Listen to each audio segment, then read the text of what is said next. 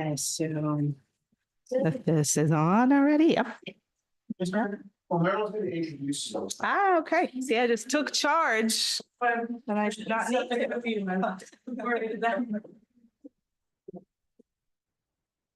And everyone in the room, we are live, so what we say, and if you are on camera, is being broadcasted on YouTube channel. All right, we're live. Hi, everyone. Thanks for coming. We're going to introduce Shelly Oria, who is the author of a short story collection from Farrar, Straus and Giroux, 2014, which earned nominations for a Lambda Literary Award and Edmund White Award for debut fiction, among other honors. In 2016, she co-authored a digital novella, Clean, commissioned by WeTransfer and McSweeney, which received 2 Lovie Awards from the International Academy of Digital Arts and Sciences. In September of 2019, Indelible in the Hippocampus, an anthology of writings from the Me Too movement, compiled and edited by Oria, was published by McSweeney's. The book is now in its 3rd printing. I Know It's Best for You, a multi-genre anthology Oria curated and edited for McSweeney's in response to the reproductive freedom crisis, came out in May of 2022. Its supplement, I Know It's Best for You All Over the World, featuring 16 writers and artists from around the globe, is available online. And Oria's fiction, which has appeared in the Paris Review and read on selected shorts at Symphony Space, has been translated to several languages. Oria lives in Brooklyn, New York, where she co-directed the Writers Forum at Pratt Institute for 7 years, and where she has a private practice as a creativity coach. And here you go, Shelly.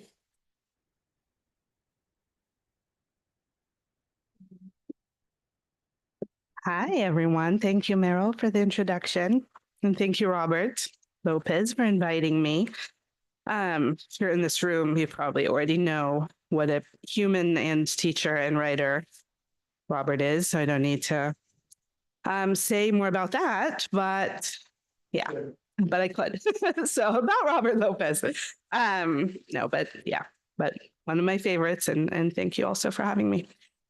So I'm going to read a little bit. This is I Know It's Best for You, which was mentioned now briefly. It's the anthology that I put out, what is time, 2.5 years ago now, in response to our reproductive freedom crisis. It ended up, not by design, obviously, but it ended up coming out right as Roe v. Wade fell. And so I was kind of touring with this book right as that was happening, which was a pretty intense experience.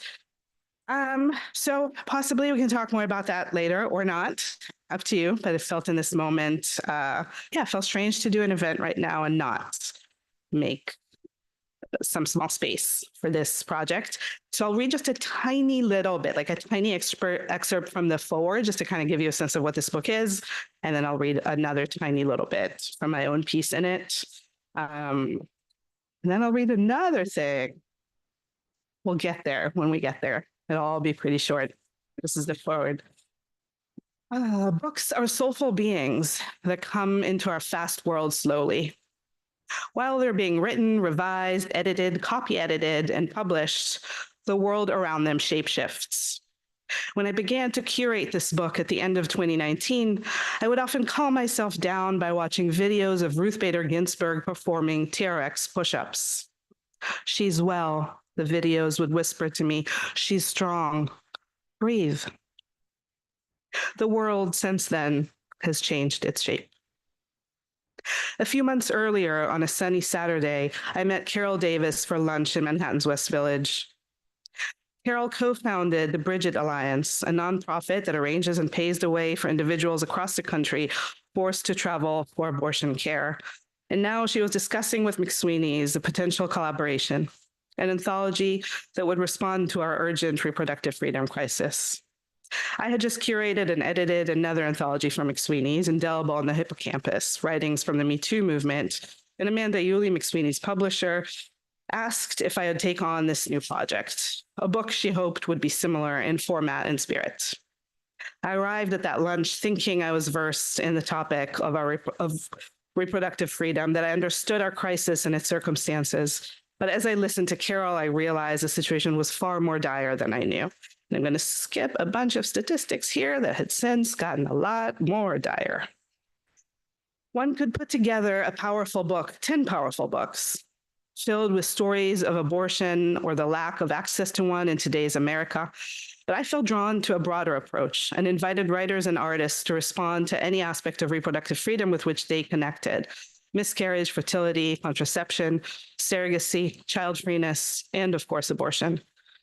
My experience with Indelible and the hippocampus offered insight that made this wide lens feel essential. And skipping most of the forward now for anyone curious. Can read it later. The stories in this book, by which I mean the short fiction and personal essays, the poems and plays, the comic and photographs, have not only deepened and changed my understanding of reproductive freedom, but managed to do so while making me laugh and making me somehow, against all odds, optimistic. And no matter what shape the world has taken by the time you hold these stories in your hands, I hope they do the same for you. So that was just to give you a little bit of kind of the gist of what this project is. And I'll read now just a snippet from my own story in the book. And so in working on this book and compiling it, one of the things that I did was kind of come up with a very depressing list of all the various aspects of this reproductive freedom crisis we find ourselves in that felt important to me that the book as a whole would hit on. And over the time working with the different contributors, I tried to sort of make sure that we were hitting on all these points, but I also obviously wanted them to have their own creative process. So then I was left with a long list. By design, I was like, I'm going to compile all of it and then write my own piece. And so then I gave myself the weirdest prompt a writer can get. And I had all these things that I needed to hit on. So one of them was fake clinics. People familiar with that? Yeah. Also known as CPCs, which stands for Crisis Pregnancy Centers. So this is one of the most disturbing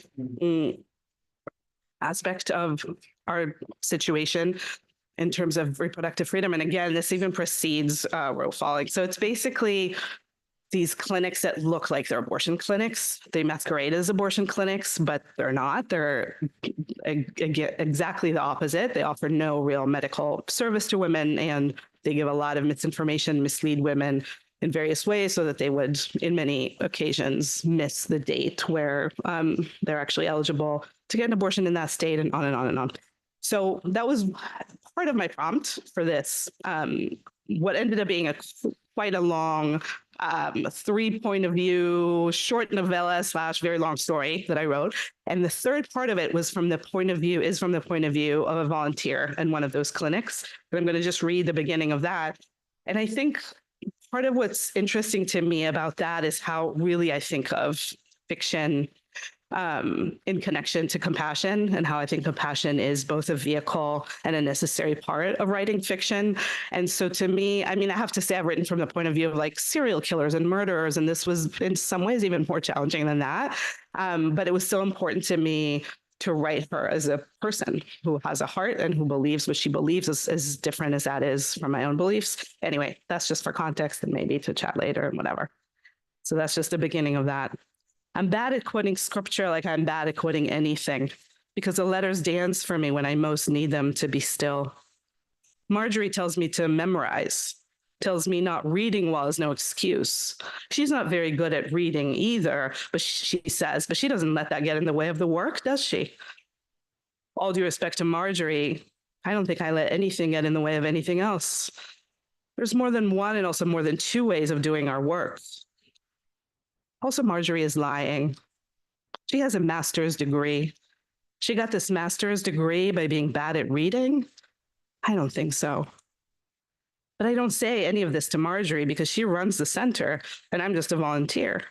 I'm part of a program where if I'm good at my job, I'm supposed to get hired in the end. But how do you prove you're good at your job if your center manager thinks otherwise? Also, there's no point in arguing. I know the Bible says not to argue for nothing. I don't need to quote anything to know what's right. So instead of talking back, I make my voice small and say to Marjorie, fortunately, my brain won't do that either, meaning memorize. Maybe it's not that I make my voice small so much as it is my voice making itself small.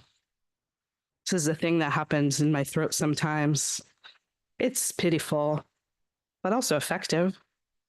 Marjorie feels bad for me when I get like that. Says, it's okay. Just find other ways to connect. Connecting is our goal. When you connect, you just see in the eyes of the woman that the baby will be safe. Quoting scripture is just one way we're taught to connect. And of course, it's only effective with women of faith. But the thing about people like Marjorie is that they imagine faith in every pair of eyes.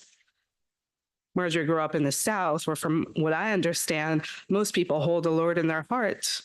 And she only moved here when the center opened last year. So in my opinion, she just doesn't get it. Majority of women around here, you quote scripture to them, they sprint out the door. Or they stare at you and, is this a real clinic? Is suddenly all over their face. And you better say something quick before they ask a question that's tricky to answer. It's all so delicate. If they ask if this is a real clinic, I never say yes, because that would be illegal. And here at the center, we never break the law. I just nod and say, you're in the right place, honey. Or I say, you're exactly where you should be. I'm going to stop here with that. And we're going to switch gears for the last couple minutes of this. Yeah, this is a hard one to switch gears from, but I'm trying. One of the two main projects I'm working on these days is a sort of linked story collection, novel and stories, we call that beast these days. And it's really kind of about our relationship with technology. That sounds whatever, but that's to give you a little bit of a sense. And this is just the very beginning of one of those pieces. It's called Hold Me Accountable. After the plague, I will do my best to save humanity. There are many ways one could do her best, like volunteer at a soup kitchen, which I have done once, but then it started to rain. I say this to Tara on the phone. I say, after the plague, I will effort on behalf of goodness. Then I make my plan sound concrete, and I hear a little air in my voice. Tara used to say, whenever I lied, my words breathed. Over time, I noticed this was true. Maybe that is what they mean about love being a gift. But one problem was Tara applied the false inverse of conditional statements. I explained again and again, but to Tara, if lying cracked my voice, then a crack in my voice meant lying. In reality, more often than not, I just exhaled wrong while being truthful. Now on the phone, she says nothing about my voice and the air inside it, because breakups are also a gift. Out of nowhere, I see myself eating cherries off of Tara's belly button, and what good is that memory now? We were new to each other back then, of course. Later, it would never occur to me to place fruit on her skin. Tara says things about the plague that I don't entirely understand. It is mostly over already, she says, more over than they want us to know, but also in some ways it will never end. She explains her point in my earbud, naming countries and continents, India, Africa. I don't ask her to explain, I only let out a sound I know she will receive as agreement. This is how we are with each other now. You could call it careful. You could call it full of care. By nature, I am argumentative. This peacekeeping requires the use of techniques. I stare out the window. Something is growing out of a big crack in the pavement. I wouldn't exactly call it a tree, but I bet it would like me to. There's beauty in this kind of aggression, this claiming of life. Tara says, why do we even do this? Meaning, I think, try to understand each other, or maybe try to stay friends. But I thought we were doing so much better, is all I say. This is exactly why we're no longer together. We have different definitions of what it means to listen. 2, to make myself accountable, I post about my intention. After the plague, I will do my best to save humanity. Some people think I'm joking. Some people like my post. 2 people yell at me. One guy I don't know DMs, are you still gay? but my intention isn't meant as a joke. It's the result of many hours of reflection. In the course of the plague, it's become clear that at the moment, humanity just isn't in the very best shape. For example, on work meetings, men kept revealing themselves to unsuspecting people on the other sides of screens. As a society, we all tried and failed to stop this phenomenon. It kept recurring, though no one really understood why. All our other problems were far worse. I bought a shirt that said defund the police, but I can't tell if it made a difference. Also, I meant to start composting, meant to cook for my elderly neighbor, meant to deliver some apologies I owed. I found a scarf in my closet. It belonged to Tar. She loved it like a child. All winter, I wore her child to keep me warm on my daily walks. Never texted her a picture captioned, "Look who's back." Never mentioned it when we talked. We'd made it through 1 month of quarantine, and then she moved out. That's 2 months longer than I'd have made it with anyone else. I'm going to stop here. Thank you.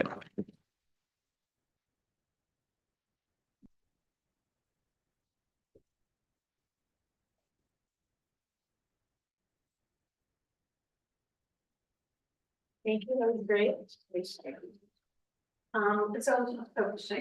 wait for the camera, readjust the camera. I think it's so one of the real things I really liked in these stories were how you had such different narrators, like male, female, old, young. And as you mentioned, you've gotten into like really different perspectives. How do you go about kind of connecting with the different narrators that you write about? I mean, in terms of process, it really is for me. And sorry, by the way, I forgot to apologize for sounding like a wounded frog today. I'm like having allergy attack. This past week has been all about my allergies, so apologies for that. I think I was just going to say voice, and that's what reminded me about my own voice. In terms of process, it's a voice thing for me. Like I'll just hear a sentence or something that's interesting to me. And by the way, many times you try to follow it and you're like, nope, there's nothing here. But when it does work and there's something there that you start exploring, I feel like I'm following that voice. And then, whatever gender they are, whatever point of view I'm writing from, because I like definitely first is kind of my go-to, but I like sometimes playing with second. Definitely have done a lot of third close. I like first plural, like all the points of view.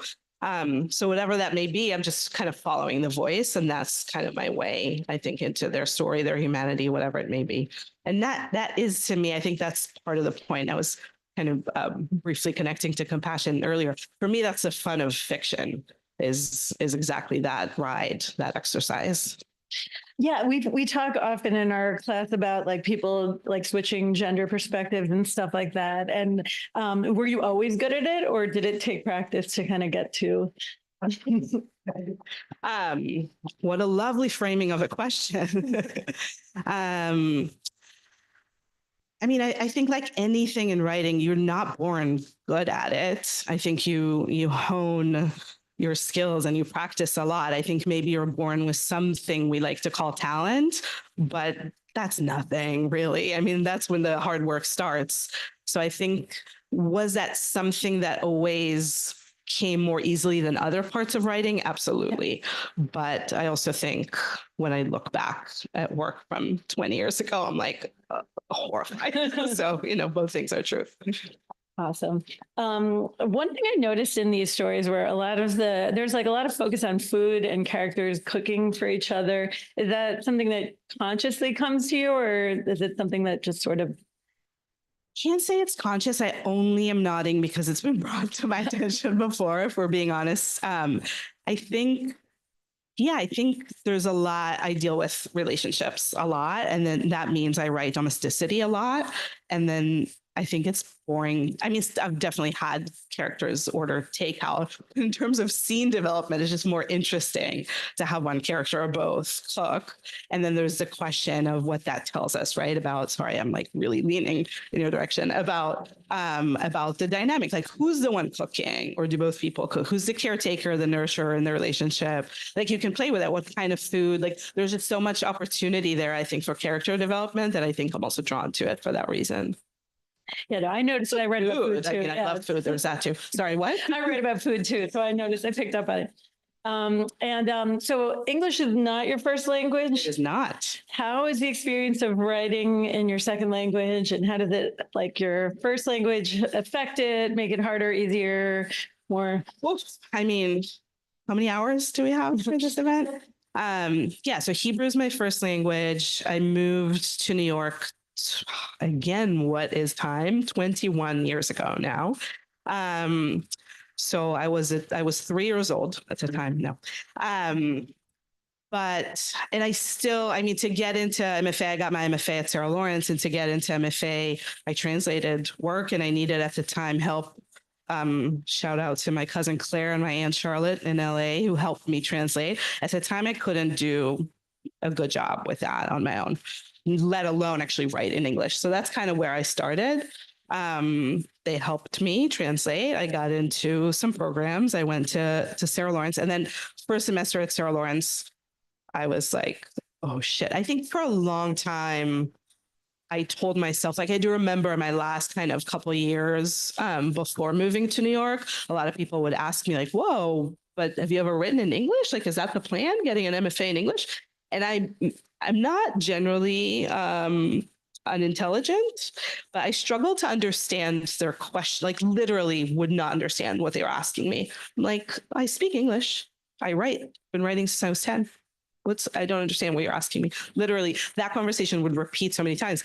Then fast forward to Sarah Lawrence, and I'm having to write in English for the first time in my life. And I'm like, I get what all these people were asking. And they were right to ask because I can't do it. So I almost dropped out like 17 times that first semester. Thank God for, community and support system and friends and all of that. But that first semester, I was still writing in Hebrew and translating. I stopped using my family because there was just not enough time to do that. But I was writing and translating. And then second semester, I was like, that's not tenable. I just have to do it. And really, I think, which that's where maybe it does apply to other people who are not presented with this particular challenge, but that so much of this is humility, is like letting yourself suck, because that's what it was for me. Like I had been writing since I was 10. And I kind of knew once I actually do that and start writing in English, it's not going to be pretty. It's not going to be good. And I think it was so hard to allow myself to do that. And it was not easy, and it was not good for a while. And so, yeah, there's more to the story, but that's kind of the main. If we're talking plot, that's the major turning point in my life, for sure, in my creative life, at least. And do you ever write in Hebrew now? So that's another complicated thing. So, basically the answer is no. I mean, I write, of course, text messages and email and stuff like that, because there's still many people very dear to me who I communicate with in Hebrew. So yes to that. But in terms of prose, no. And it even feels like so many years into it, it would feel really weird. So generally the answer is no. But then I also had the experience with my first book. By the way, this is like I know this exists now, as such a pale version of it. I wish I knew you got that one, and I would have brought the pretty one anyway, there was a whole problem with FSG about a year ago. They started coming out this way, and I think they fixed it by now.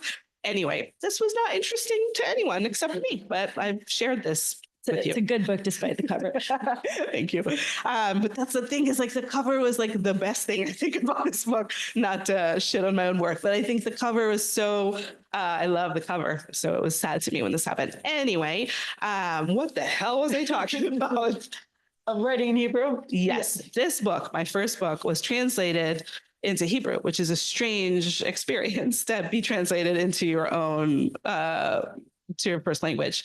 And I was asked by the publisher to translate it, and I did not want to. But then, of course, I had opinions. So thank God that the translator was like, she's now a dear friend of mine. Like we just hit it off, and it was a wonderful process because she was just generous and was like, who was it? I think it was like Stephen King or something. She was like, I just translated Stephen King. Like, he can't read what I'm doing. Like, you can actually read my work. Like, what an opportunity. So I was really lucky that was her approach. And so we worked together. So that was sort of writing in Hebrew for the first time in many years, because I was thinking of cadence in Hebrew and sentence structure and stuff like that again for the first time in, like, at that point, more than a decade or whatever it was. in the process with her. And then after the book came out there, I was asked to contribute stories to a bunch of things. So then there was, for a stretch of time, I was writing in Hebrew again, which was weird. And now I haven't done it in a long time again. Yeah, that's a pretty thorough answer to that one. So you mentioned that you are working on a novel and stories, or was there, one of the things we talk about is like the pressure to write a novel. Have you had that pressure? And Sure. I mean, yes, one does feel that pressure. I think I try to resist it, maybe more than most in some ways, because I also work as a creativity coach. I think you mentioned that in the intro. And so I think one of the ways this work is good for me is that things I tell my clients to do, then I have to do them, because then, it would feel bad to recommend. And by tell my clients, I just mean recommend to them. Then I have to also recommend them to myself. And one of those things that I often will discuss with people is to let the work be what it wants to be, instead of going in with like, I must write this thing because that's what will get published. And often I think that just yields work that is just not, it just doesn't have the juice, the heat, whatever the metaphor, whatever, but the thing we're looking for, it just doesn't have that if you went in with that mentality. So I really never did. Like, I never started to write something because I should write a novel. I've gotten more and more over the years interested in linked collections just because of the fiction fun of pulling a character or a plot line from one thing you already did and pretty well, and be like, what's this other person over there thinking? Or like, what's another way to tell this part of the story? Or it's just gonna be super fun. So that kind of led to some projects that have been like connected.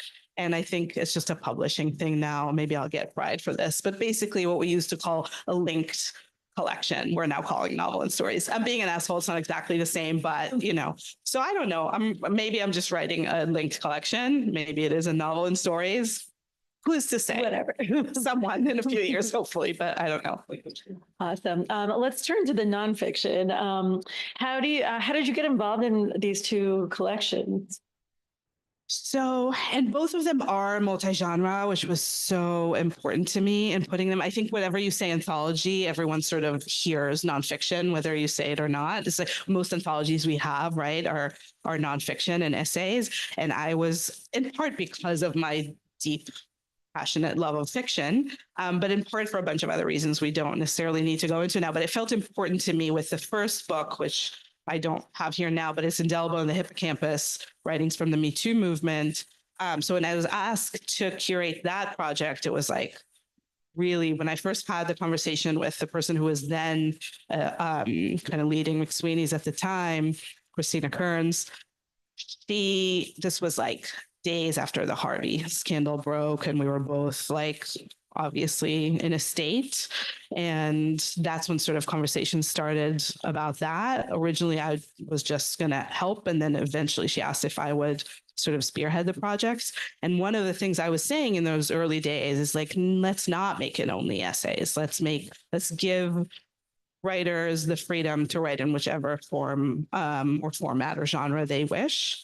And again, there's something about that particular topic in that moment. I wanted that freedom for writers who maybe didn't feel ready to write an essay, especially in that sensitive moment. But it's also for me about art and about the way we think about art playing into political movements and important topics, and how I don't think that should only be creative nonfiction. I think we should expand our understanding in that regard. So that did not answer your question at all, but that's sort of how I got involved with Indelible and the Hippocampus and why it was important to me. So that was fiction, nonfiction poetry.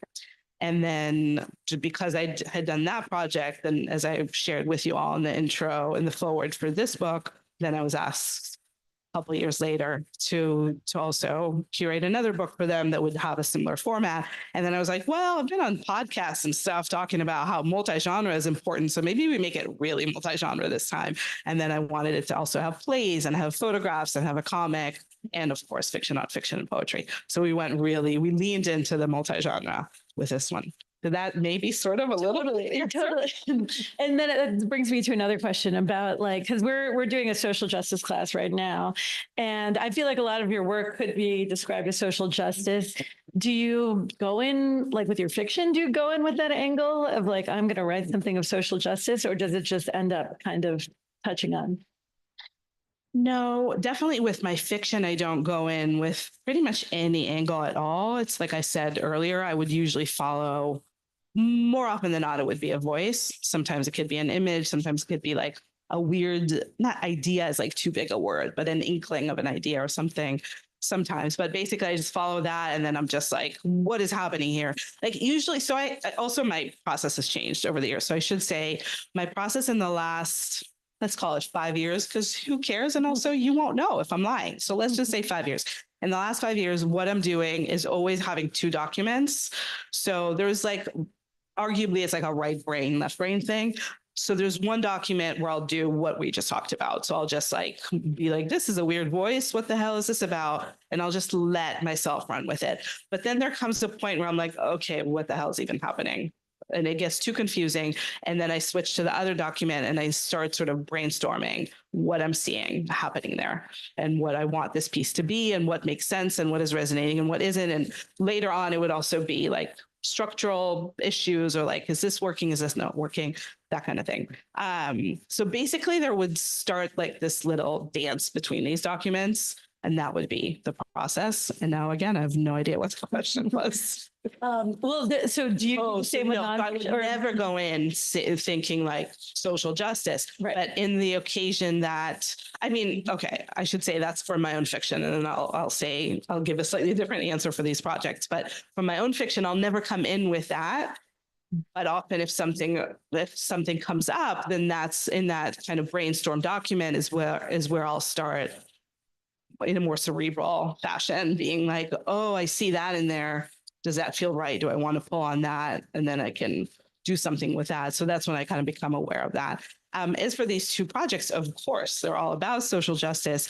It's a strange thing in a way in my life. Both of these topics I'd been passionate about is sort of a weird way to phrase it, but have been close to my heart and in some ways to my activism for years before that. So that's true. And at the same time, it's equally true that I didn't seek any of it out. It's one of those things that when it came to me, I felt like both, to be completely honest, both just as an opportunist, like, oh, this is a good move for my career. But also it felt like I'm not going to say no to something that feels so important to me. And also, I think, especially with the first project, it felt from a community standpoint, well, with both, I wanted to kind of involve a lot of people who I knew were writing about these topics. And with both books, for the book tour, I kind of wanted it to be a kind of outreach to communities in every city that I went to. So we kind of curated events where a lot of writers in that city or in that community who were not part of the book were part of events and got to read their own work as part of celebrating the book. So it was kind of like, that's one example, but in different ways, like I wanted it to feel like a movement as much as possible. So yeah, of course that's about social justice, but that's, yeah, it wasn't sort of, I mean, it was by my own doing, but not fully. Have you had anyone who kind of came to the book feeling one way, like saying that they changed their opinion or learned things after? Yeah, I mean, both book tours with these books are a blur. It was really intense, to be honest. Both are kind of intense topics, and both were in very intense moments.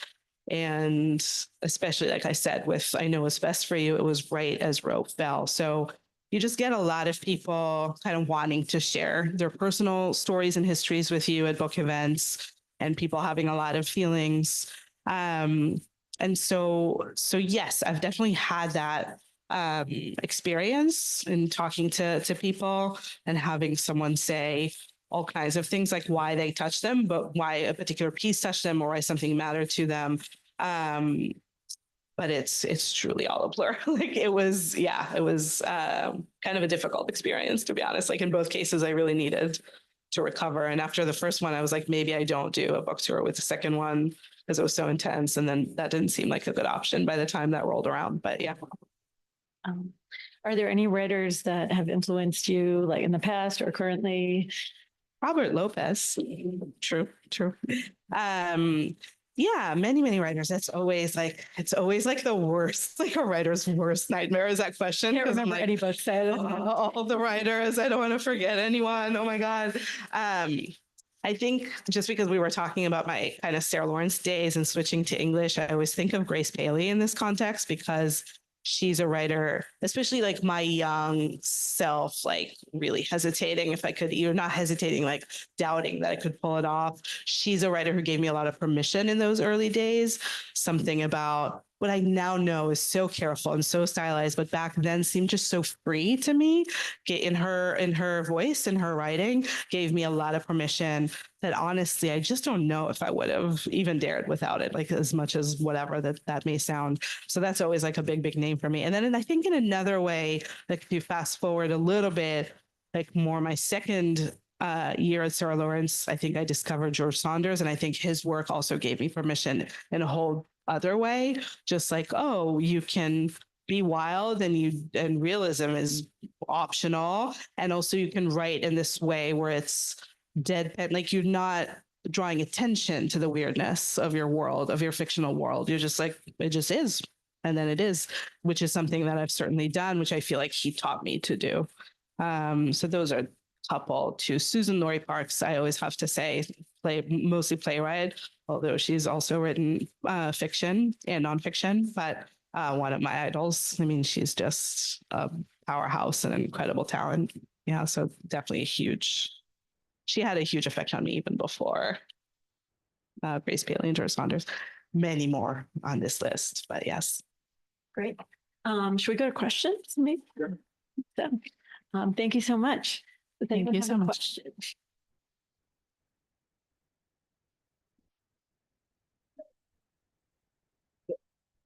Thank you.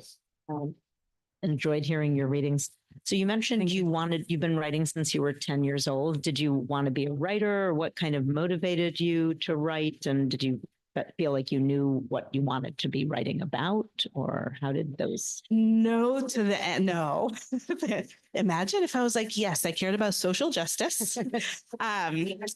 No, definitely did not know what I wanted to write about. Did not know much at all. I started writing. My maternal grandmother helped raise me, and she passed when I was 10.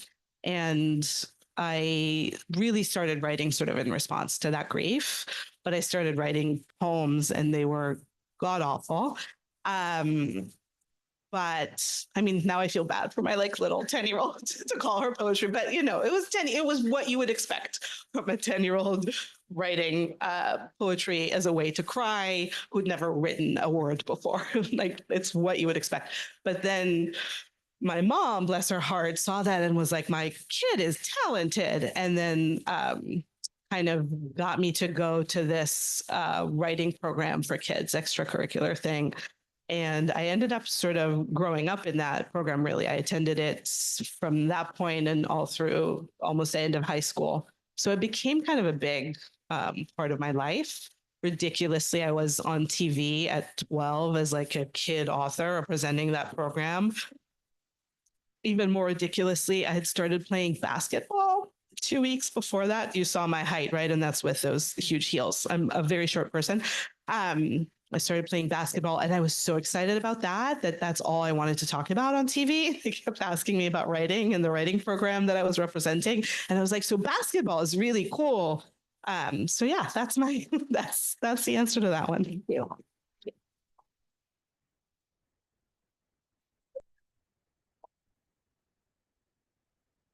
Hi. So earlier in your reading, or before you started the first reading of the first piece, you mentioned like it's really engaging for you to go into a voice or a perspective of someone that, killers, murderers, or like, contested figures. And then in the first piece, it's a worker at like those fake clinics whose purpose is to like deceive people. And so how do you, and the reading is like, it's very earnest. So how do you present that earnestness without letting like the writerly like disgust with those actions kind of like creep into that and maintain the earnestness despite the insidiousness, the voice was still earnest. And so, are there like techniques of how to balance like, the internal disgust with that while like still keeping the narrative voice like true to what that narrator believes to be good? Yeah, I think it's a beautiful question. Thank you. And I also do want to say I don't only write from the point of view of such disturbing characters, only sometimes. As far as techniques, I mean, for me, really, it is about finding that compassion. So if I can't locate it within myself, that's probably not going to be a character that I find and that I write. And even when it is, no matter what the person is, there's humanity there, or at least there was once upon a time when they were little. And I try to kind of connect to that. And beyond compassion, I think it's just their logic. Like, but again, that's not a writing technique so much as a thinking technique. Like it's kind of how I roll and can't not, is to think like, what is this person thinking? Like, how do they make it okay? Why is it okay for them? Why is it even a good thing in their mind? And I just like the exercise of trying to get in that consciousness. And I think almost anything, even the worst things in the world, you can get into a logic where for them, it's either a good thing or the only choice there is, or whatever it may be that they're telling themselves. And I do think the challenge sometimes is kind of the moment that I stopped in that reading is, of course, the challenge is to make the subtext, to make the horror of these choices still present in the text for the reader, hopefully, and yet not to do it in a way that sacrifices the hopefully authenticity of that voice and that consciousness.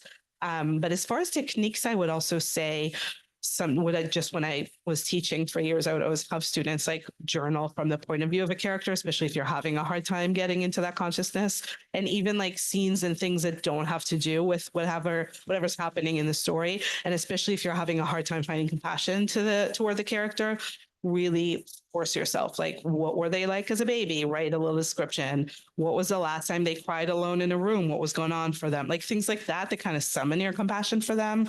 Again, doesn't have to make its way to the piece at all, just for you to flex those muscles and get more comfortable with their consciousness.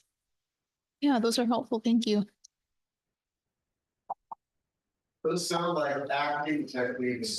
They are also, right? Yeah. You would know. Hi. Just kind of a second question to that is like, have there been any characters, imaginary or realistic, that you've come across that you cannot put your shoes in their mind? That I can't put my as of yet. I mean, I think I'm sure there are many in the world, but I think, it's not like we would say, I mean, I was going to give the example of like, if someone said like Hitler, right, from his point of view, I don't know that I could, but I would take it on. It's just, I like the exercise. But also it's not how we work usually, or I mean, some people actually do, all these like just works off of like actual people, but that's not how I work. So it wouldn't be that. So then even the sort of murderers and serial killers I was referring to earlier, they're not real people in the world. So then if a consciousness kind of came up for me, then probably I can't. Probably that already tells me that I can follow it enough, and I can find its logic and find within myself compassion for it, etc. Does that answer the question? Yeah. Going off all of this, I just was wondering as you were speaking, how do you like equate or compare like compassion and honesty? I guess would be the question. Say more. I don't know. I'm just thinking because the way that you're describing compassion, I would call that like honesty. And yeah, I was just wondering if maybe that's just a difference in the way we think, or yeah, that's just what came to mind for me.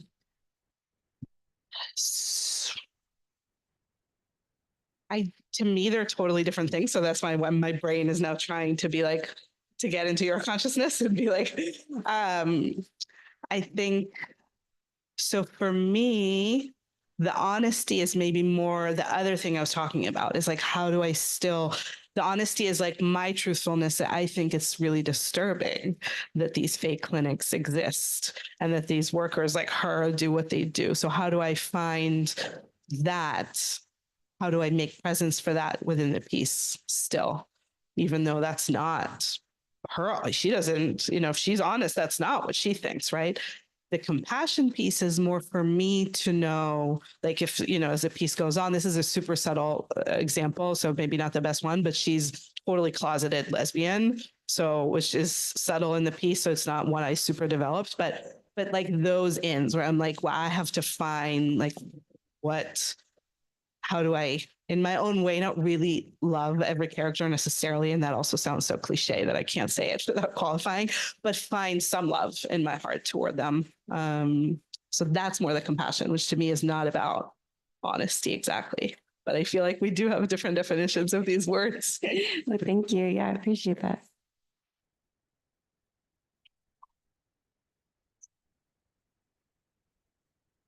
If there are no more questions, let's all thank Shelly for her. Thank you all. Thank you.